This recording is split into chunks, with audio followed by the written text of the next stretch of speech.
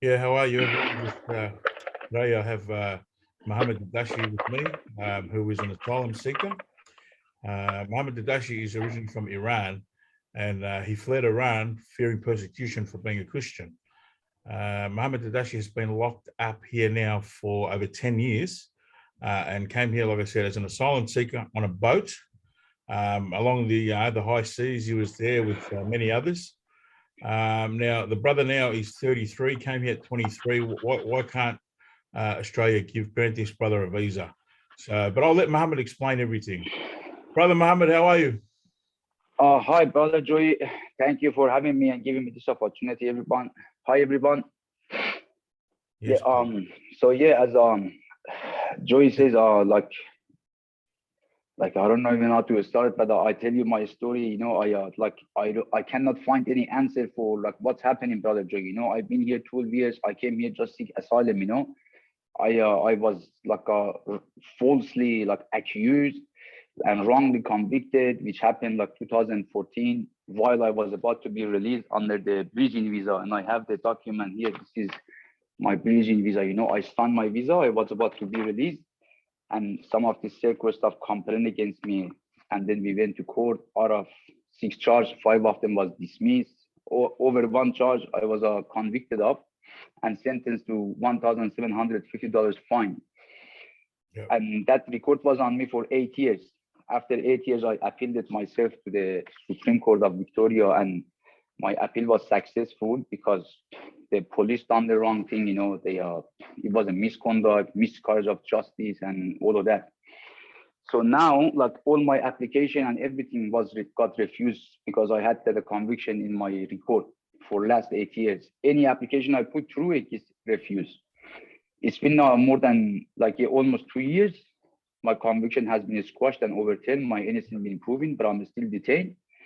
And 2 days ago, I was refused by minister for ministerial intervention, but it was a delegate, not minister. so it The was a delegate, delegate not has the actual to, minister. Yeah, yeah, because delegate is reviewing the paperwork and then he refers to the minister if he thinks that under the it falls under the refugee convention for the Australia have an obligation, for refugees and stuff. So yeah, if you yeah. fall under those categories, they will give you protection. If you fail, so you won't be recognized as a genuine refugee, so you will be failed. Like what happened to me. Like according to my original claim, I was fighting against the government back home because government was just cruel, Yeah. and I was sentenced to 10 years in jail, and I give them some paperwork to support my claim. And this paperwork was in a Persian. This is a paperwork. Yep. I was fighting against the Iranian government, as a like a for justice, for freedom, for what Yep. happened back Yep. home. Yes. And back home is very serious. If anyone against government, they will give them a big sentence. Most of them they get killed, just for protesting for their rights. Yeah. and and those paperwork I give to immigration to support my claim, it was translated wrongly. Look at the date here. In date here, like it says 1st of November. Yeah, as you can see, 1st of Yep. November of can you see it? Yeah. Yep. Yep. 1st of November. 1st of 2012. Yes. So just please remember that for 1 second, and then look at this. 21st of November 2012, which Okay. means this one is like a 20 days been translated forward, Yes. Yeah. and because of that, my original claim was refused.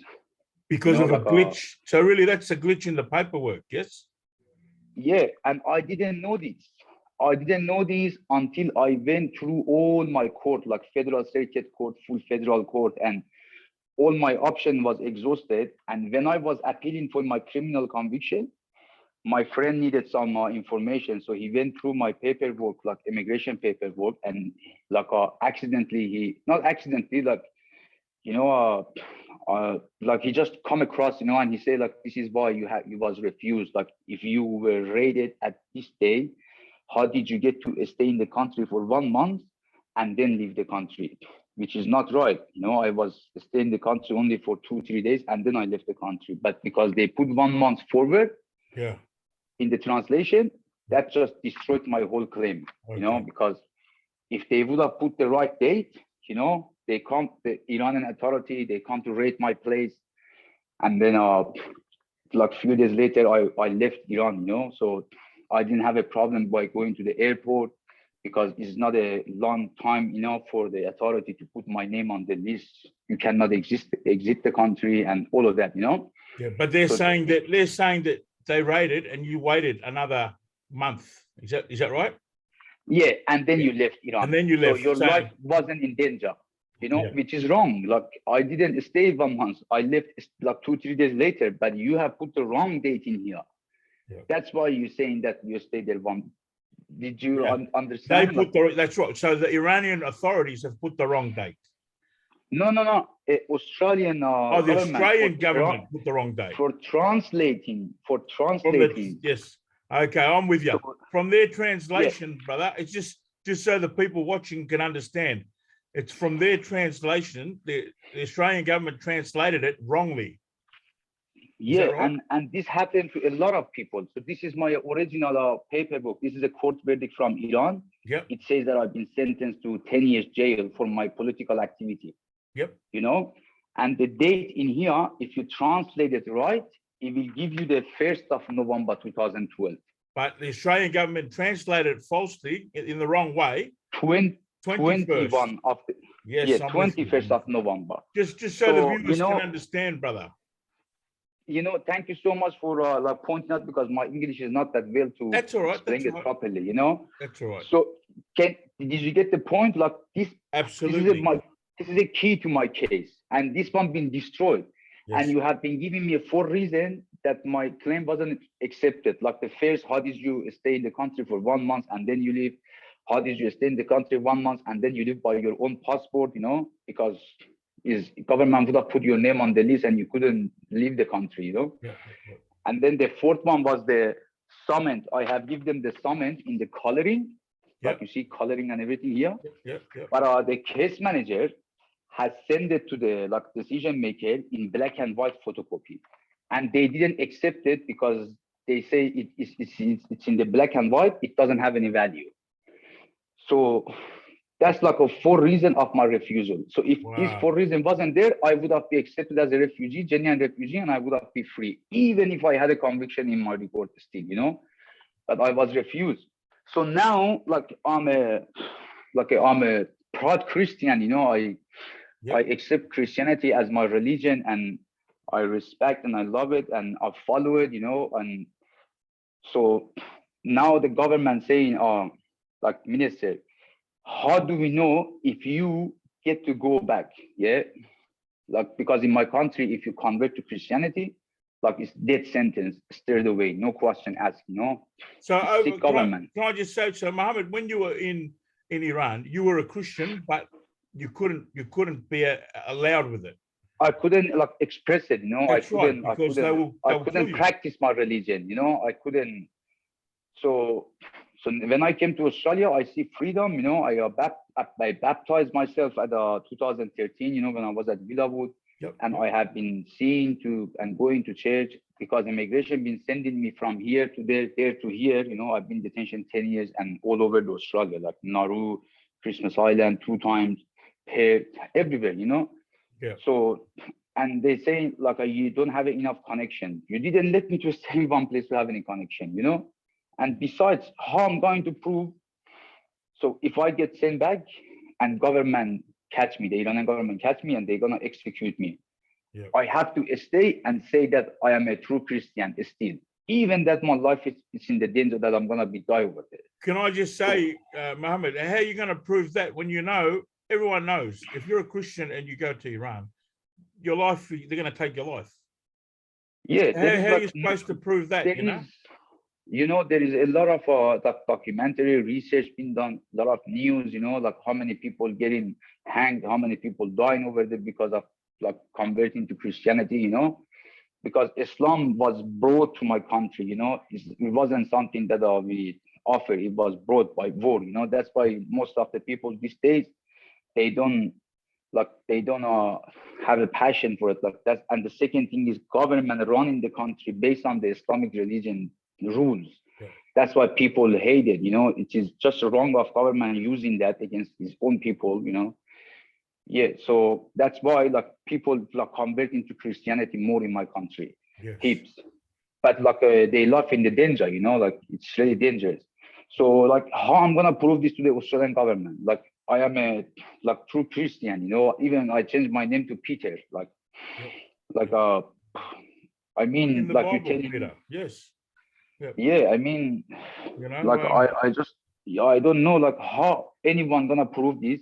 If you be in the danger, like you're getting killed, you will still stay and say I'm Christian. For example, they're gonna kill you because you converted to Christian, and they ask any question. Look, if you say you're Christian, we're gonna kill you. If you say you are not Christian, we're gonna let you free. So in that position, you have to stay and say still I'm a Christian. Kill me. How I'm gonna prove this? yeah, I know. I feel for you. Like I am lost. So Like, what we this need is here, just, we need people to, if there's people out there to come and to get in contact with you. How can people get in contact with you to help you with your case? I mean, you lost the best part of your years. I mean, 23, you came here, you're 33 now. Is that right? yeah, that's right. Yeah, and you know, and that time I was passionate. I was like, I had so much dream. You know, I'm a sportman. You know, I was gonna go out there like follow my sport dreams, and look what happened. And after all of that, you know, and like even in detention, like 10 years being locked up is not a, you know, easy thing. It's like 24/7 you are locked up because of like circle wrongdoing. You know, they couldn't, like they didn't want to like act on preventing my roommate's suicide, you know, because I lost my roommate 2018, Sarwan Al Jahiri. So you've suffered trauma here. You've suffered a lot Yeah, here, being in detention. because Jesus, man, like, you know, I find this boy, when I open the door, I see the guy just hanging in there. So I had to run and just lift him up and put him on the floor. I was with his dead body inside the room for half an hour, and then officers came, and then ambulance came. And I was getting contact in the beginning to go and give evidence, but I wasn't going, you know, because at that time I just came from hospital doing 2 months hunger strike. You know, I have the paperwork here, like, you know, I went to coma almost. This is the paperwork. So you did a 2-month hunger strike. You didn't eat at all, huh? Not just eating, drinking. Wow, wow. I didn't drink, so they take me to Perth hospital by private jet. You know, like I was about to die, man, because I couldn't accept this. Like, you convicted me wrongly, you put me here 3 years. I mean, all of 5-6 years. What's gonna happen to my life? And you put me in the Christmas island. I cannot contact to anyone. I cannot do anything, you know. Wow. I didn't have no other choice, you know, like I didn't eat and drink for this long, and they give me a paperwork like this is from Canberra, you know. Yeah. Like this he's like, one of them was a head of the immigration like people in the Perth. He came to hospital, he gave me this paper. If you like break your hunger strike, you know, we will review your case in 3 months and we will let you out, you know. Yeah, this one was Mr. So that's what the letter says. Yeah, that's what this letter says.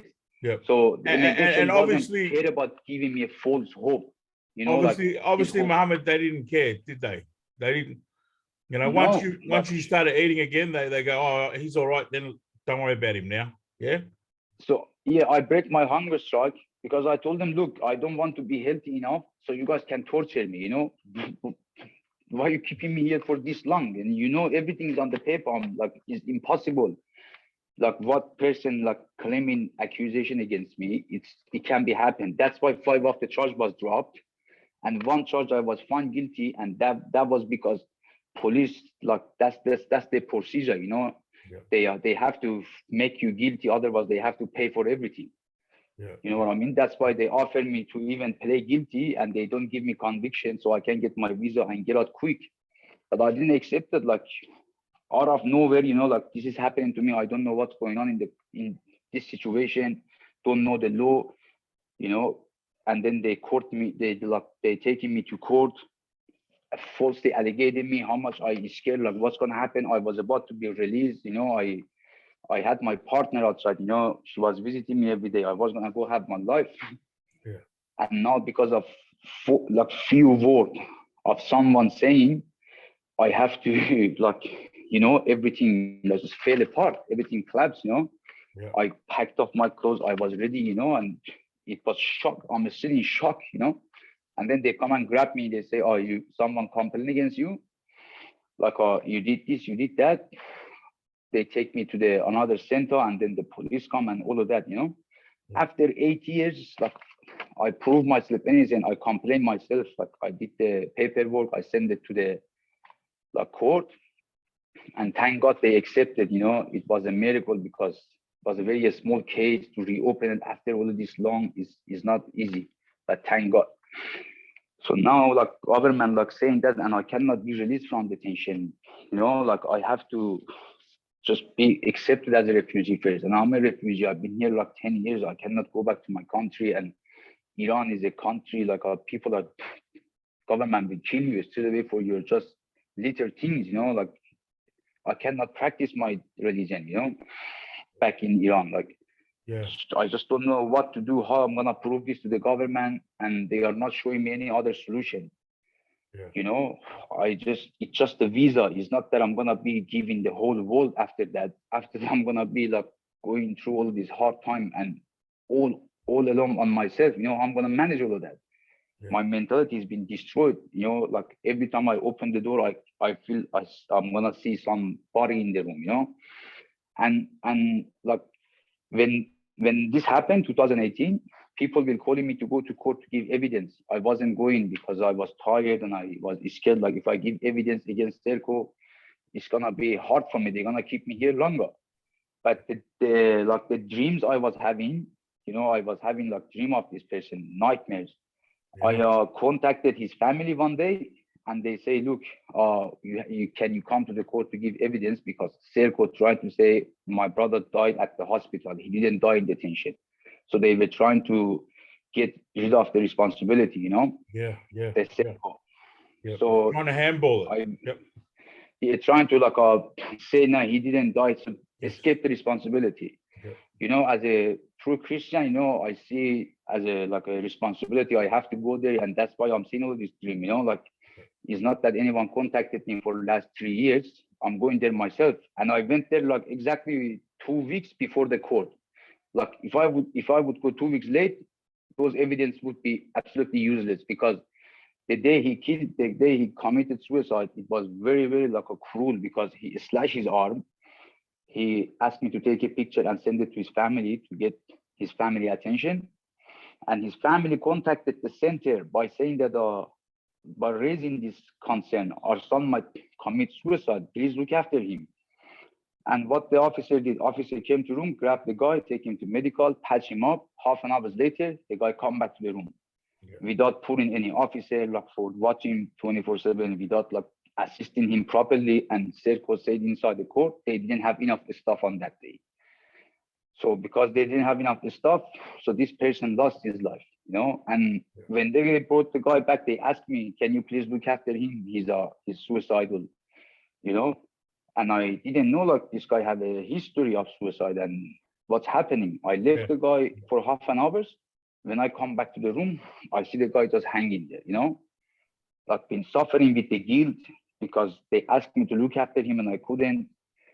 And I've been like suffering here, you know, I've been going to hospital, admitting there for 2-3 months because of the high depression, you know, like every night I have to go through this. I cannot sleep at night, you know what I mean? Yeah. And in detention, they don't care, like they don't assist anything, like been just putting myself, you know, like I'll just keep thinking about suicide because of what I saw and all of this happening to me, and I cannot do anything about it. It's just more than cruel. And I see my life just going and nothing is happening, you know. And that's the paperwork they sent me from inquest court. Yeah, yeah. Well, let's So look, honestly, like let's say thank God, thank Jesus that you got Jesus in your life, because if it wasn't for that, you've got nothing else, you know. Exactly, man. Exactly. Like that's why I was saying to these people, look, at midnight when I have nightmares, when I have part time, the only thing I have just praying to Jesus. You know, I have I have my like cross over here, you know, like my Bible, everything. I pray every night. Otherwise, I wouldn't survive all of this hard time, you know. God bless you, brother. Thank you, No, thank you. God bless you all. And like, it's just impossible to prove this to anyone, you know. yeah, And you can say in the way they're raising these questions, this is torture, you know, like this is absolutely torture, like absolutely. because you have the power, you know, like you're telling me all of these people that you accepted as a Christianity, like each single of them, they went back home, they got the test, government killed them or no, and then they say, oh, we are a true Christian or no, and then you give them refugee status. No, no, you didn't do this for any of them. You're just doing it for me, you know. Well, you know, So like, Mohammed, I'm thankful that you spoke out, and you know, we can do this video to find people. There's got to be someone out there that can help you, and you know, like everyone knows that what will happen to someone, especially in your case, if you went back to Iran, being a Christian, it's all over. Your life will be over. Yeah, you know. But is there anything else you want to add? You know, before we finish it off, before I wrap it up? yeah, yeah. Like another thing is, brother Joey, you know, like even the Australian government, like they breached the law. They put our information online. Those information meant to be like classified, you Yeah. know, like Yes. Yeah. I'm a refugee. You cannot put my information online. You put my life already in the danger. Even if I came here as a, you're saying that I'm a fake refugee. Okay, I'm a fake. But you put my information online. Your government have already have proof. I came here. I seek asylum. I'm Christian. This, that. You know, the government have that. Yeah. And they're saying, oh, how do we know that? So everything you're saying, like, how I'm gonna prove it? It's impossible. You know, it's impossible. Like, just this is just going too much, and I'm not seeing any more solution. And like lost, you know, what to do with this? Like, how much more longer they're gonna keep me here? I have family back home. They're suffering too. I'm suffering here as well. And Yeah. you know, And basically, you're at the point where they're saying no. So two things are going to happen. They're either going to leave you there indefinitely, or yeah, they're going to deport you, knowing full well, knowing that you're going to get slaughtered if you get deported. exactly. That's exactly the point. You know, like they destroy my life. Like you know, my mentality has been just gone. You know, like my best part of life gone, and my freedom been taken away. Please, like I'm a true Christian. You know, like there is a good Christian out there. I know that for a fact. You know, if they can help me, please help me. You know, Yeah. like. Look, Well, before I wrap it up, I'm going to look, like I say, I'll wrap it up, Mohammed, and all I can say is yeah, people out there, you've heard it yourself from Mohammed Dadashi, who calls himself Peter now, and you know, he's been Peter for since 2013. He's been a Christian, or you know, back from Iran, but 2013 he's been newborn, gave his life to Christ, and look what they've done to him. All I can say is, if there's anyone out there that can help Mohammed, please, there's got to be someone out there that can help him with his case. He's lost the best part of his years. I mean, 10 years he's been there, 23 to the age of 33. We're asking Anthony Albanese, please do something about this. We're asking, you know, we need people to come and speak up on his behalf, which I have some people that I believe will help you, Mohammed. But is there a number or something? Is there a number or something that people? Yeah, my email address is Peter, like PETER dot Dadashi DADASHY at yahoo.com.au. All right. So his email address, Peter. Number 041. Yeah. Yep. Yeah. Peter dot. Yep. Peter dot. Dadashi DADASHY. DADASHY. Yeah, at yahoo.com.au. At yahoo.com.au. And your mobile number? 0416 Yep. 221 550. 0416. Yep. 221 550. Please, yeah. if there's anyone out there that can, you know, reach out to the brother here that needs help. Yeah, thank you. Or just, you know, like writing sorry to cut you off, writing a letter to the minister, you know, like, this is impossible. No one can answer this question that you're asking, you know? Yeah. Like, no one. No one can one answer. person, you know? Yeah. Yeah. So please, if you can write a letter or something to the minister, you know, I know it is because today one of the human rights lawyers, like for first time ever, he done something like for humanity. Thanks to him, Dr. Olivia, he write a letter to minister to release me, you know, and I think that's the best like help I can get. And if I can like put that email address in there, you know, for the minister, Yep. people can write a letter just for everyone, not just me, you know, just say like detention, like that sister, like today I saw what happened to her, like 7 years, like that Yeah. lady So you been know that. pulling, Yeah. like, Yeah. Absolutely. this look, man, like last time, like not even 2 months ago, this lady, she committed suicide Yeah. in detention, lady like of 25, 26 years old. And the reason was because she had a cat over there. She was looking after the cat, like And the they took the animal. cat. Is that true? They took the cat off her. Yeah, because that cat bite her finger and she was infected, you know. And then like because they is scared of like if she go complain and sue Serco, you know, like that's the only reason. So they took cat away. They didn't think about like she's been attached to that cat. She don't have anything. Yeah. Like you are the reason she killed herself, and this is just sad. You know, this is a lady. Like you put the lady into detention, destroying it. You know, like woman is sensitive, like beautiful, and cannot be in this place, man. You know, like it's just wrong. You know, and they calling them like I don't know how to say it, but it's just not right. You know, it's just absolutely wrong because we have like sister, mother, father ourselves. You know, what about that? If something happened to them like this, you know, it's terrible, man. It's really terrible. I was like really, really upset and sorry to hear that what happened to the 7 years is just too long for a lady, you know. Well, Mohammed, you know, you've suffered a lot of trauma. You're obviously suffering from PTSD. I mean, finding someone that suicided and all those other things. I mean, what you've been through. You come here as a young man. You know, you're in your mid-30s now. So look, let's see if anyone can help you out. I mean, surely there's people out there.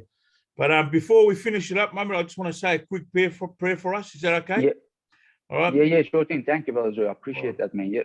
Father God, we give thanks and praise to you for this opportunity for Mohammed and I to reach out to people, to help us all detainees, refugees, 501s, 116s, you know, with all these scenarios that are happening here.